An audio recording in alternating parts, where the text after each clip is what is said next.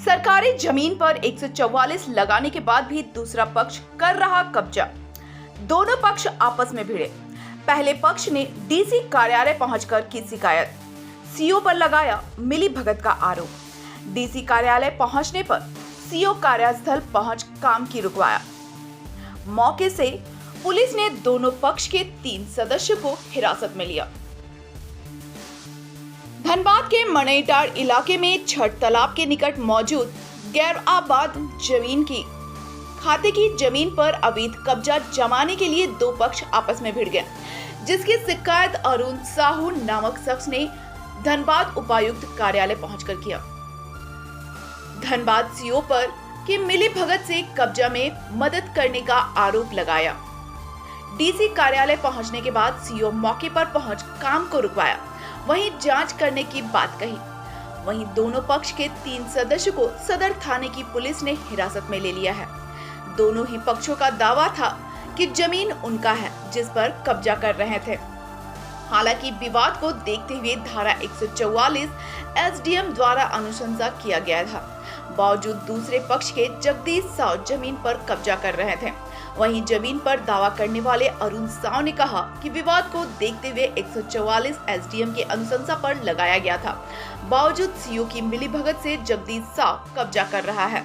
वहीं सीओ प्रशांत लायक ने कहा कि अमीन को नापी कराकर गैर आबाद एवं रैयत भूमि को चिन्हित करने का आदेश दिया गया है। दोनों पक्षों के दावे से संबंधित कागज के साथ कार्यालय में मौजूद होने का निर्देश दिया है। पूरे मामले में सरकारी जमीन पर कब्जा करने वालों पर कार्रवाई की भी बात कही। मैंने सीओ साहब को आवेदन दिया था, थाना में भी दिया है और एसडीओ को भी मैंने आवेदन दिया है, जिसमें एसडीओ साहब के आवेदन देने के बाद उसने 144 के लिए अनुशंसा सीओ को फॉरवर्ड किया गया।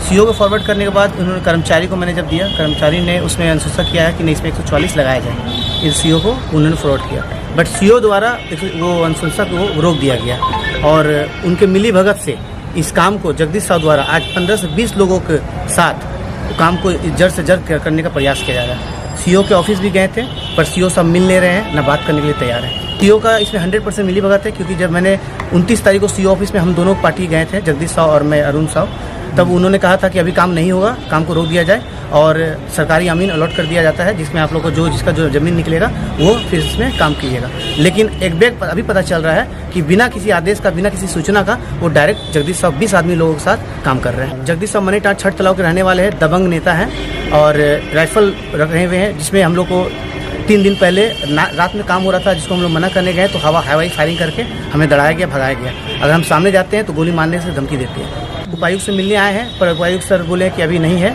किसी मीटिंग में, जरूरी मीटिंग में बैठे हुए हैं। हम लोग इंतजार करने का कार्य करेंगे और उपायुक्त महोदय से मिलकर सारा विचार को बताने का काम करेंगे। अच्छा, महोदय से मिलने के बाद मुझे आशा है कि इसमें गरीबों के साथ न्याय, हमारे साथ सच्चा इंसाफ हो, इसका हम उम्मीद करते हैं। हमें न्याय नहीं मिलता है तो मैं धरने पर बैठने का हम लोग प्रयास करेंगे।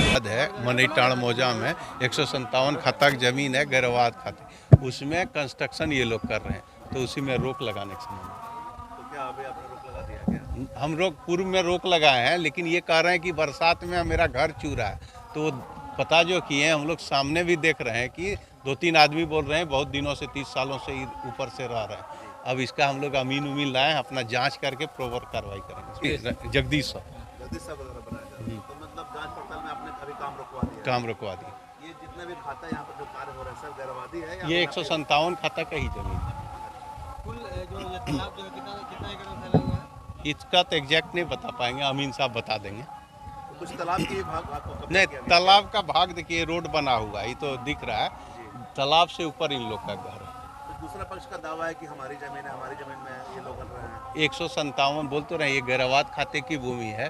अब किसका क्या दावा है तो पेपर है, इसे नोटिस भी किए हुए, तो ये तथ्य सामने आने पर ही बता पाए। फिलहाल रोक दिया। हाँ।